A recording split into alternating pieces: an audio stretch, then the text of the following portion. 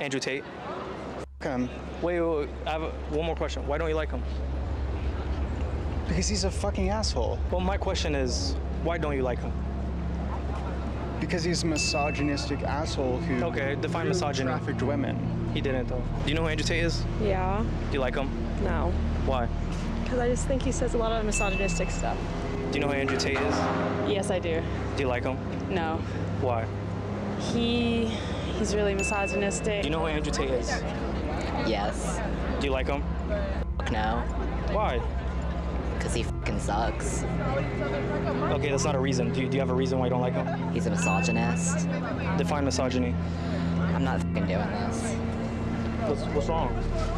You know who Andrew Tate is? Yeah, I mean, Okay. What are your opinions on him?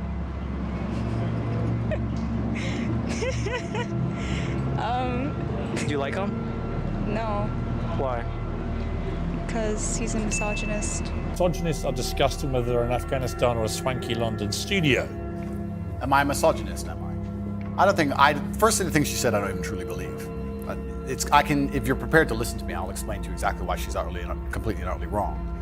If you can go through the points again, she said. Do you think you're a misogynist? Absolutely not. I'm not a misogynist on any level. This is one of those buzzwords they just throw at people randomly. Homophobic, racist, misogynist, they just throw it out at people. What is your view of women? I'm a realist. What is your real view of women? I absolutely and utterly love women. I adore women. I have good relationships with women. Not a single woman has come up to me on the street since I've been canceled. Not a single one has said anything negative. Every single one of them has said positive things. You're a traditional male. I wish more men were like you. You understand your masculine roles. You understand what you're supposed to do. You understand you're supposed to protect women. You're exactly the kind of man I'd be looking for. I've never had a negative interaction with a female ever since I've been dubbed the biggest misogynist in the world. Please let me finish. I'm sorry, Pierce. Also, there's not been a single woman who's accused me of a crime, not a single woman who's accused me of rape, not a single woman who's come out and said anything from my entire past of 36 years I've done anything wrong ever. Anybody else with my level of fame, any footballer, any other movie star, at least has people who've come out and accused them of rape, X, Y, Z.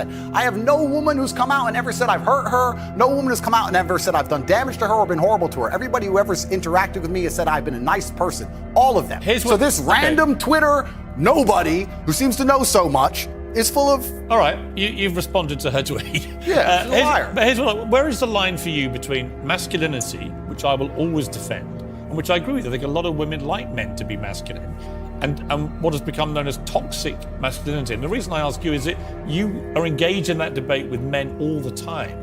Where is the line for you where men shouldn't cross, where the behavior should be kept within a line? Please define toxic masculinity.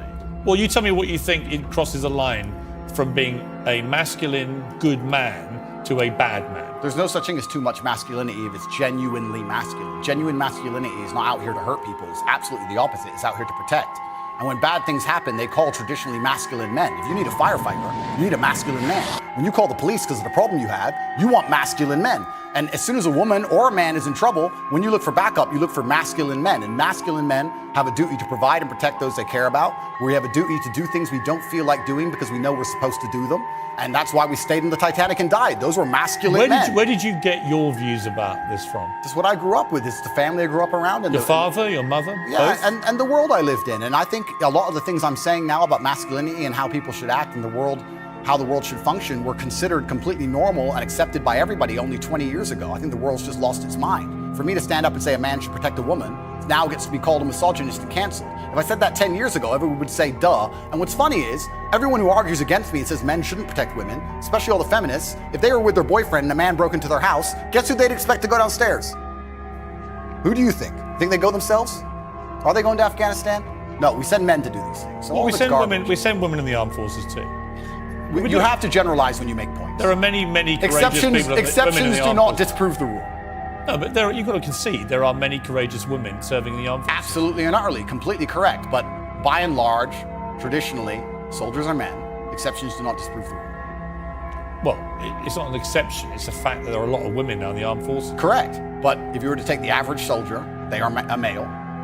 If you're allowed to say who's a male and who isn't nowadays, I'm assuming their gender, I apologize. If you were to take the average soldier, they're a male, which means that exceptions are the female soldiers, which because there's a lower percent of them, a lower probability. Exceptions do not disprove the rules. Men do the fighting. Right now in Ukraine, men cannot leave. Women are allowed to leave because men have to fight in the front line and women are allowed to go to Dubai. That is how it is. What do you say to young men who come to you for advice, who feel lost, who don't really know where they fit into society? I say that life as a man is exceptionally difficult. I say the most beautiful and the most terrifying thing about being a man is you're born without value. Society doesn't care about you. You're only going to be cared about based on how useful you are. You have the chance to build yourself up and become a superhero if you're prepared to do the hard work and be indefatigable enough to never quit. But if you're going to stand around and wait for a handout, nobody's going to ever respect you. And I think that a lot of people have forgotten about how difficult and how competitive it is as a man. We're always in constant competition with each other. And it's your duty as a man to stand up and say, I want to be as important and strong and good-hearted and God-fearing as possible, and I need to work hard to achieve those things. Dame Sheila Hancock says we've become too over-emotional as a society, crying too much about everything. Has she got a point? She's completely right. And the dangerous thing about overly emotional men is that they're dangerous. They're genuinely dangerous. This is what's crazy.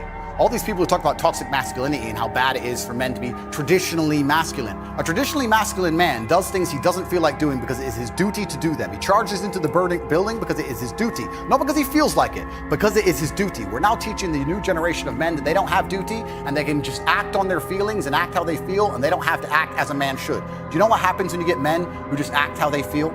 You get school shooters, you get violence, you get rapists. Men who do not control their emotions are dangerous. If you find a man who is stoic, he's not going to hurt people. He's going to sit and think about his actions very carefully, and he's going to be a good man who protects and provides for his family. You find a man who just acts out on impulse and does whatever he feels like, you're going to find a dangerous man. Sitting here telling men to cry more and act with their feelings and it's okay to feel this way, that way, etc., and have no self-control.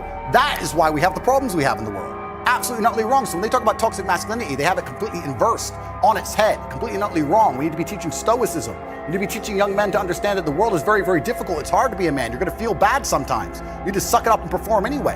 Not just sit there and cry your eyes out or blame other people. Tough or being a out. woman too in modern society. It's certainly tough being a woman, but I'm not a woman, so why would I speak on issues I do not understand? I'm a man. You can feel empathy for women. I feel empathy, certainly, but I do not understand their issues. See, a lot of men come up to me and they admire you. I've got to say, a lot of women I've spoken to don't admire. They think you represent misogyny. They think when they hear you not commit to saying the Taliban shouldn't be banning women from university education, well, why can't he just say that's wrong?